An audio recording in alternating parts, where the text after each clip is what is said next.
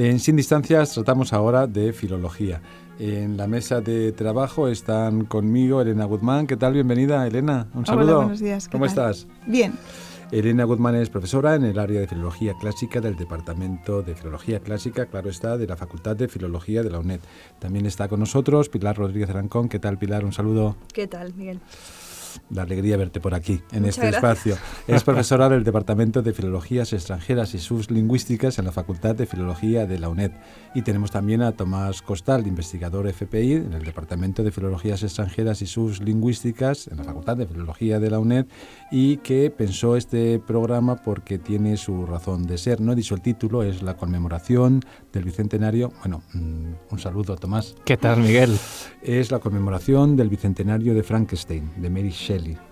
En el año 2018, en el que estamos ahora, marca el bicentenario de la publicación de una de las obras cumbre de la literatura inglesa, Frankenstein o el moderno Prometeo. Y quiero decir el título completo porque nos quedamos en Frankenstein, pero por algo está aquí también una profesora del Departamento de Filología Clásica, como es Elena Guzmán. Mary Shelley es la autora, y para conmemorar esta efeméride tenemos el gusto de recibir a estos tres profesores y que nos comenten un poco por qué conmemoramos esta fecha. Pilar, ¿te parece que comience contigo como aficionada a la literatura gótica inglesa? Hay que remarcar quién es Mary Shelley y por qué está considerada una de las creadoras más originales de su época, 200 años ya. Bueno, al oír la palabra Frankenstein, todo el mundo se forma inmediatamente una imagen mental de una criatura monstruosa. Y quizás sea por la tremenda influencia del cine y la cultura popular. Sin embargo, quizás no somos conscientes de que el título contiene una referencia a Prometeo, de lo que hablaremos más tarde, para lo que debemos remontarnos muchos siglos atrás. Elena es una experta en el mundo clásico, así que ella será la persona más indicada para explicarnos qué debemos saber sobre Prometeo y a qué se debe esta equiparación entre Frankenstein y Prometeo. Sí, no deja de resultar curioso que Mary Shelley pusiera, digamos, como no sé si como subtítulo, sobrenombre, el moderno Prometeo. Digamos que en las fuentes antiguas, Prometeo no es tanto un creador de la humanidad, sino un benefactor. Veremos que luego las fuentes posteriores sí que lo harán como un creador, como un hacedor desde la arcilla, pero en un primer momento es un benefactor. Si nos repasamos, si os parece, repasamos un poquito el mito. Vemos que los componentes básicos de este mito lo que hacen es un proceso civilizador del mundo griego arcaico. Tenemos tres puntos importantes, digamos como tres hitos importantes.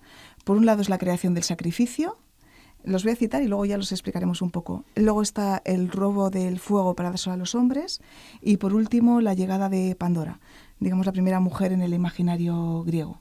Bueno, si nos acordamos un poquito, el mito dice que Prometeo lo primero que hizo, digamos, por los hombres es en un sacrificio dividió de un buey por un lado los huesos y la grasa y por otro lado dejó, digamos, lo que es la carne, los músculos y las vísceras. Entonces preguntó a Zeus que eligiera cuál de los dos paquetes, digamos, prefería para él mismo. Al verlo brillante, Zeus eligió el paquete de los huesos y la grasa, con lo cual para los hombres se quedó la parte comestible, digamos, del animal, ¿no? Ese es, digamos, es el primer hito. Como castigo a esto, Zeus lo que hace es que no les da el fuego a los hombres. El fuego es importante para la civilización, lógicamente, aparte por calentarse, porque es lo que le diferencia a las bestias de los hombres, el comer carne cruda, ¿no? Digamos que siempre que se quiere decir como elemento civilizador es que comen carne asada, carne cocida. Entonces Zeus como castigo les quita el fuego, entonces lo que hace Prometeo es robar, ya sea hay diferentes versiones del mito como siempre, ya sabemos que el mito siempre es móvil, no es una cosa fija. Roba el fuego para los hombres, ya sea de la fragua de Festo o bueno, de la rueda del sol, y les da el fuego a los hombres otra vez. Y como castigo a esta nueva acción de Prometeo, lo que hace Zeus es enviarles, digamos, un regalo envenenado. Vamos a entrar aquí en muchas más consideraciones, que es a la mujer, ¿no? Con lo que, bueno, emparenta también el mito de la procreación, ¿no? A partir de ahí ya existe la posibilidad de procrear. Bueno, ante todo esto, lo que hace Zeus finalmente es que castiga a Prometeo, como ya sabemos, lo encadena con unas cadenas de hierro al Cáucaso, a un monte en el Cáucaso. Bueno, posteriormente lo liberarán. será Heracles quien lo libere, y Zeus de alguna manera lo perdona porque es su hijo el que lo libera, y hace que lleve siempre un anillo hecho con las cadenas que lo tenían ahí amarrado, con una pequeña roca en el anillo, digamos, como símbolo del monte en el que estuvo atado. Frente a esto es lo que cuenta el mito, y efectivamente las distintas fuentes nos dan esta versión de Prometeo como un titán. No podemos olvidar que es un titán enfrentado a los dioses olímpicos, por lo tanto a Zeus, pero que favorece, que es benefactor de los hombres. Así aparecerá en Hesíodo, tanto en Trabajos y Días como en la Teogonía. También aparecerá en Platón. Bueno, hay diferentes en Platón, por ejemplo en Protágoras, que es curioso porque sabemos que Prometeo siempre se va con Epimeteo, que es su hermano. Prometeo, como estos nombres parlantes siempre griegos, Prometeo es el que se adelanta a la inteligencia, digamos el visionario, el que lo hace bien, y Epimeteo es el que lo piensa a posteriori, ¿no? Entonces, bueno, pues en el Protágoras será curioso porque son los dioses también quienes hacen al ser humano y también a las bestias. Entonces encarga a los dos hermanos que les vayan concediendo pequeños o grandes habilidades. Entonces, por ejemplo, al que corre poco le da una carcasa para protegerlo, cosas así. Cuando llega a los hombres es Epimeteo el que se encarga, y Prometeo el que después tendrá que dar su visto bueno a este reparto. Y cuando llega Epimeteo al hombre ya le ha dado todas las fuentes, todas las habilidades, y no le queda nada para el hombre. Tiene al hombre desnudo, al ser humano, digamos, no hombre como hombre o mujer, sino al ser humano desnudo. Y entonces lo que hará Prometeo será robar para ellos de nuevo el fuego, y también de la diosa Atenea robará la técnica, digamos, la manera de hacer, la técnica, ¿no? Lo que se dice, sí, las habilidades técnicas. Y Zeus, que en este caso, en el caso de Platón, va a ser, digamos que va a ser un dios benevolente, les va a otorgar el sentido de la moral y la justicia, que son los fundamentos básicos para una vida en común, una vida ciudadana y civilizada, ¿no? Digamos que estas son las dos fuentes que vamos a tratar aquí. Hay muchas más que trataremos posteriormente, pero en otro ámbito.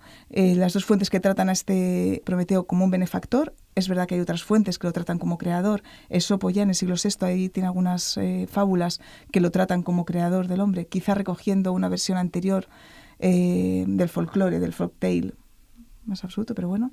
Y luego posteriormente sí que ya se recogerá esta faceta de hacedor de los hombres, como podemos ver en Ovidio, en las Metamorfosis, que bueno, tenemos ahí una pequeña cita del libro primero, que es cuando habla de los orígenes del hombre. Si quieres, Miguel, darle lectura. Faltaba todavía un ser vivo más respetable que estos y más dotado de profundo pensamiento, y que fuera capaz de dominar sobre los demás.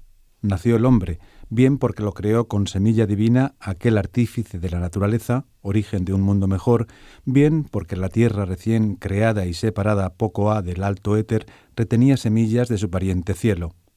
A esta el rey de Jápeto, es decir, Prometeo, la modeló mezclada con las aguas de lluvia a imagen de los dioses que todo lo gobiernan, y dado que los restantes seres vivos contemplan la tierra inclinados, le concedió al hombre una cara alta, y le ordenó mirar al cielo y alzar su rostro erguido en dirección a los astros.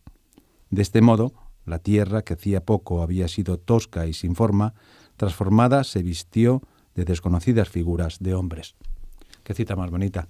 Y qué bien se te escucha, Elena, porque yo creo que ahora estamos en disposición de enlazar el título que ha elegido Tomás, ¿no? El bicentenario de Frankenstein de Mary Shelley, pero comparar los mitos o, bueno, las formas de Frankenstein o el moderno Prometeo, como figura en el propio título. Pero ya compruebo, por lo que hemos hablado, Tomás, que desgranar el recorrido histórico del mito, identificar las fuentes en las que se puede haber basado la autora, Mary Shelley, para construir el relato es una tarea ímproba que todavía hoy, imagino, continúa en estudio o desarrollándose. ¿Cuál consideráis, bueno, todos podéis participar, qué ha sido el impacto de esta creación y de esta criatura en la historia de la literatura y el cine? Porque cuando hablamos de Frankenstein, es verdad, nos fijamos siempre en el cine porque es una figura que ha traspasado ya el texto literario, ¿no?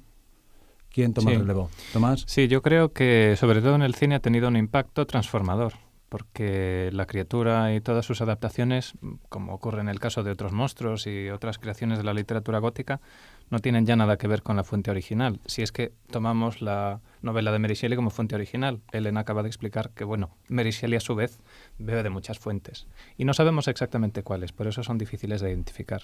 Hace poco, con Pilar, veíamos de nuevo la película de James Whale, que es una de las primeras en blanco y negro en la que aparece la criatura, muy conocida, Boris Karloff, por ejemplo, y vemos que es un gigante con su característica cabeza cuadrada y mucho más grande que cualquier humano. Eso se conserva de la novela original, pero sin embargo su creación, su comportamiento, su respuesta ante su creador varían por completo. Y eso, evidentemente, ocurre en el original de 1931 y de ahí en adelante.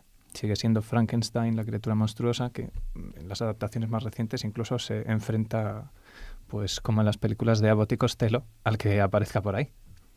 Bien, me gustaría ahora que comentásemos algunos fragmentos que sé que habéis seleccionado de la obra. No sé si estamos en disposición de entrar porque son en inglés, pero bueno, estamos en un programa de filología y yo creo que a todos nos viene bien, ¿no? Yo me hago cómplice de Elena porque ella es de griego y vosotros sois de inglés, pero bueno, les dejamos paso, sí, ¿no? ¿Te parece, Elena? Claro, ¿cómo no?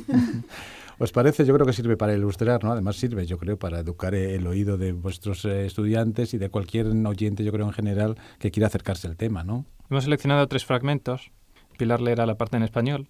Y son representativos, creo, porque revisitan temas que nos siguen intrigando. Pues, por ejemplo, como veremos, la inteligencia artificial o la creación de otros seres humanos por parte de los seres humanos, no los dioses. Este primer fragmento está tomado prácticamente del comienzo de la obra y aquí, en el capítulo 3, Víctor Frankenstein, que recordemos es el creador de la criatura se refiere como la criatura en toda la novela, no muchas veces, unas 6 o 7, y abre los ojos cuando llega a la Universidad de Ingolstadt, después de haber pasado su infancia en otro país, en Suiza, ante otras maneras de comprender la naturaleza. Vamos allá. Aquí, este es el primer encuentro con su mentor, o el que será su mentor al cabo del tiempo, el profesor Waldorf. Partly from curiosity and partly from idleness, I went into the lecturing room, which Mr. Waldman entered shortly after. This professor was very unlike his colleague. He appeared about 50 years of age, but with an aspect expressive of the greatest benevolence. A few grey hairs covered his temples, but those at the back of his head were nearly black. His person was short, but remarkably erect, and his voice the sweetest I had ever heard. He began his lecture by a recapitulation of the history of chemistry and the various improvements made by different men of learning, pronouncing with fervour the names of the most distinguished discoverers. He then took a cursory view of the present state of the science and explained many of its elementary terms. After having made a few preparatory experiments, he concluded with a panegyric upon modern chemistry, the terms of which I shall never forget. "The ancient teachers of this science," said he, "promised impossibilities and performed nothing. The modern masters promise very little. They know that metals cannot be transmuted and that the elixir of life is a chimera. But these philosophers whose hands seem only made to dabble in dirt, and their eyes to pore over the microscope or crucible, have indeed performed miracles. They penetrate into the recesses of nature and show how she works in her hiding places. They ascend into the heavens. They have discovered how the blood circulates and the nature of the air we breathe. They have acquired new and almost unlimited powers. They can command the thunders of heaven, mimic the earthquake, and even mock the invisible world with its own shadows." Such were the professor's words. Rather, let me say, such were the words of the fate announced to destroy me. As he went on, I felt as if my soul were grappling with a palpable enemy. One by one, the various keys were touched, which formed the mechanism of my being. Chord after chord was sounded, and soon my mind was filled with one thought, one conception, one purpose. "So much has been done," exclaimed the soul of Frankenstein. "More, far more will I achieve, treading in the steps already marked. I will pioneer a new way, explore unknown powers, and unfold to the world the deepest mysteries of creation."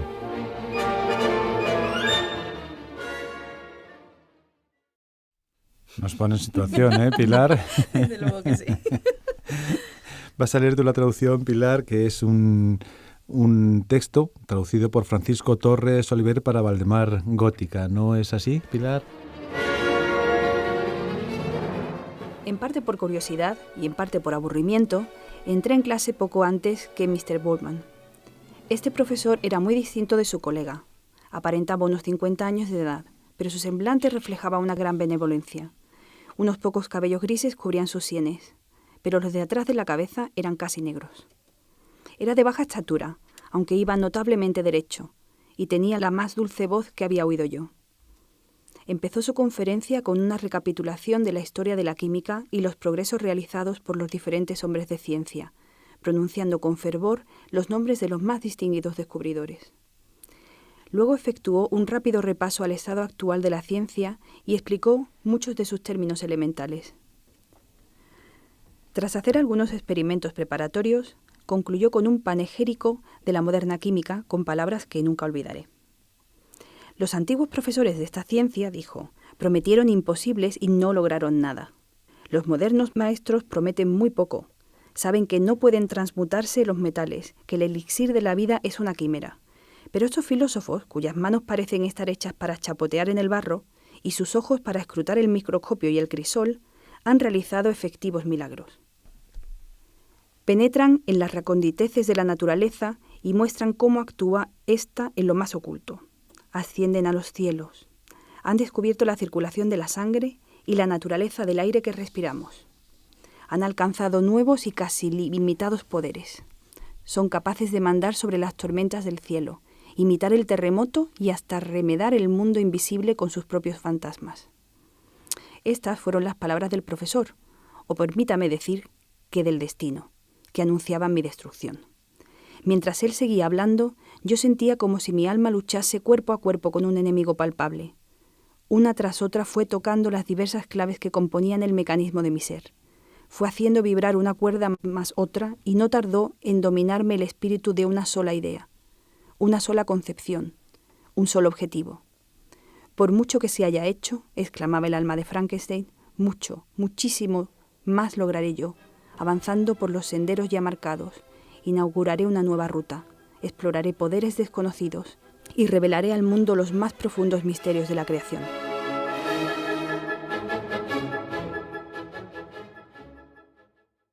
¿Estamos en disposición, Tomás, de escuchar algún texto en tu voz sobre esta obra, Frankenstein? Sí, yo creo que podemos leer, nos da tiempo a leer otro pedacito.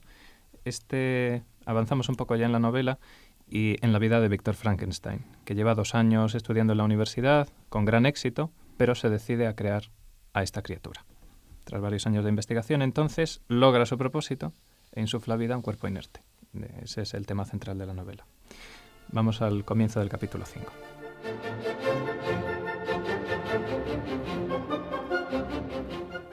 It was on a dreary night of November that I beheld the accomplishment of my toils. With an anxiety that almost amounted to agony, I collected the instruments of life around me, that I might infuse a spark of being into the lifeless thing that lay at my feet. It was already 1 in the morning. The rain pattered dismally against the panes, and my candle was nearly burnt out, when, by the glimmer of the half-extinguished light, I saw the dull yellow eye of the creature open.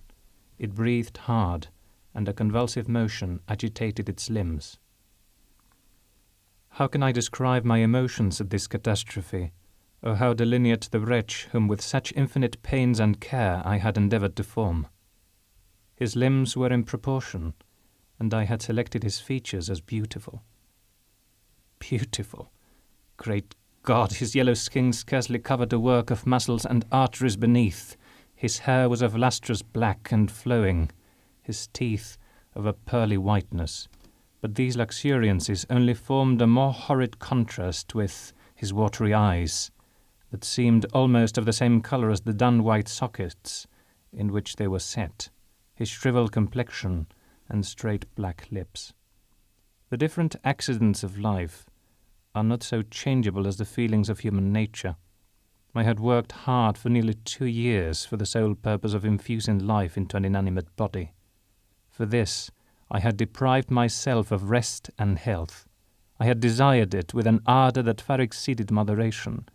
But now that I had finished, the beauty of the dream vanished, and breathless horror and disgust filled my heart. Unable to endure the aspect of the being I had created, I rushed out of the room and continued a long time traversing my bedchamber, unable to compose my mind to sleep. At length lassitude succeeded to the tumult I had before endured, and I threw myself on the bed in my clothes, endeavouring to seek a few moments of forgetfulness. But it was in vain.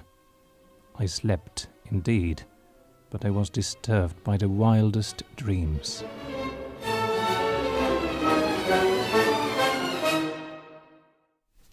Escuchamos ahora la versión en español, Elena. Sí.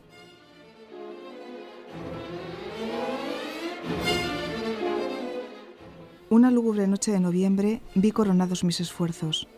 Con una ansiedad casi rayana en la agonía, reuní a mi alrededor los instrumentos capaces de infundir la chispa vital al ser inerte que yacía ante mí.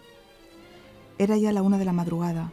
La lluvia golpeteaba triste contra los cristales y la vela estaba a punto de consumirse cuando, al parpadeo de la llama medio extinguida, vi abrirse los ojos amarillentos y apagados de la criatura. Respiró con dificultad y un movimiento convulsivo agitó sus miembros. ¿Cómo expresar mis emociones ante aquella catástrofe, ni describir al desdichado que con tan infinitos trabajos y cuidados me había esforzado en formar? Sus miembros eran proporcionados y había seleccionado unos rasgos hermosos para él. Hermosos, Dios mío. Su piel amarillenta apenas cubría la obra de sus músculos y arterias que quedaban debajo. El cabello era negro, suelto y abundante. Los dientes tenían la blancura de la perla, pero estos detalles no hacían sino contrastar espantosamente con unos ojos aguanosos que parecían casi del mismo color blancuzco que las cuencas que los alojaban, una piel apergaminada y unos labios estirados y negros. Los distintos accidentes de la vida no son tan mudables como los sentimientos de la naturaleza humana. Yo había trabajado denodadamente durante casi 2 años, con el único objetivo de infundir vida a un cuerpo inanimado. Para ello me había privado del descanso y de la salud. Lo había deseado con un ardor que excedía con mucho la moderación. Pero ahora que había terminado, se había desvanecido la belleza del sueño y un intenso horror y repugnancia me invadieron el corazón. Incapaz de soportar el aspecto del ser que había creado, salí precipitadamente de la habitación y estuve paseando por mi dormitorio durante mucho tiempo, sin poder sosegar mi espíritu ni dormir. Finalmente, el cansancio sucedió al tumulto que había soportado previamente y me eché vestido en la cama, tratando de encontrar unos momentos de olvido. Pero fue en vano. Dormí, efectivamente, y los sueños más dislocados vinieron a turbarme el descanso.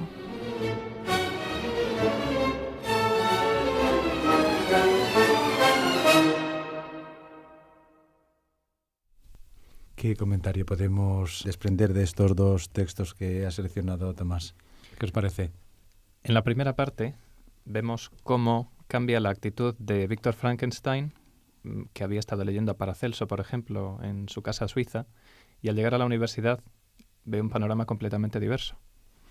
De modo que quizá adquiriendo esa obsesión por ser más que ningún otro antes que él, y por recuperar esa idea de Monsieur Waldman o del señor Waldman al principio, que dice, otros habrán logrado poco, pero ahí están, y quienes prometían tanto han sido olvidados o rechazados por completo. Esa es, digamos, la metodología científica que hay que seguir. Ahí visitamos 2 temas. Por un lado, pues la revolución industrial en las primeras fases que se estaba produciendo, los descubrimientos de la electricidad, el galvanismo, el magnetismo, y las posibilidades que eso aparentemente prometía. Igual que hoy en la inteligencia artificial, que nos sorprendemos de lo que son capaces de hacer máquinas que nosotros mismos hemos programado. Uh-huh. Y en cuanto al segundo texto que han leído Tomás y Elena, podemos ver cómo el humano, al ver la creación, se asusta de que, a pesar de haber puesto todos los ingredientes que se supone que hubieran constituido una cosa perfecta, llena de belleza, el resultado no tiene nada que ver con el sueño que tuvo de forma original. Se asustó incluso de que tuviera vida, porque no estaba todavía listo para para dar ese paso. Pero a pesar de eso, de tener todos los, haber tenido la belleza, las proporciones y todo lo demás, sin embargo, el hacer de Dios no le había salido del todo bien. Y el ser que había creado era monstruoso. Eso es que supera, ¿no? La creación ya tiene vida propia y le supera al mismo creador que se piensa que tenía en sus manos todos los ingredientes que no resultan como él pensaba, ¿no? Bueno, yo creo que es una conclusión que nos hace reflexionar a todos 200 años después, porque no hay que olvidar que estamos conmemorando el bicentenario, o sea que esta obra, Frankenstein, de Mary Shelley, se publicó en 1818. Efectivamente, a principios de año, además. En una oscura noche tormentosa, como ocurre en todas estas. Como debe ser. Para ambientación, ¿no? Claro. Sí. Pero no hay que olvidar también, que ya nos ha comentado muy bien Elena Guzmán, de hecho así se llama la obra, Frankenstein o el moderno Prometeo, ¿no? Los orígenes de la creación en Prometeo, ¿no? Mitología, historia transmitida a lo largo del Occidente, de nuestra cultura occidental, pero que llega hasta hoy en día cuando vemos en esa película, ¿no? También reflejada, yo creo, la criatura, ¿no? Frankenstein, que yo creo que en el ideario de todos está la imagen que conocemos, ¿verdad? Y con una base moral que también venía, se hereda de esa cultura, ¿no? Al final todo tiene sus consecuencias, el actuar como creador, como un creador, sí. Por sí mismo, ¿no? Pues muy bien, un placer encontrarnos en esta mesa de conversación, en este programa dedicado a la Facultad de Filología. Elena Guzmán, profesora del área de Filología Griega dentro del Departamento de Filología Clásica, Pilar Rodríguez Arancón, del Departamento de Filologías Extranjeras y Sublingüísticas, y Tomás Costal, investigador FPI en el Departamento de Filologías Extranjeras y Sublingüísticas. Un placer y espero encontrarnos en otra mesa aquí de diálogo cuando queráis. Nos vemos pronto entonces. Muchas gracias. Hasta Miguel. pronto, Gracias. Miguel.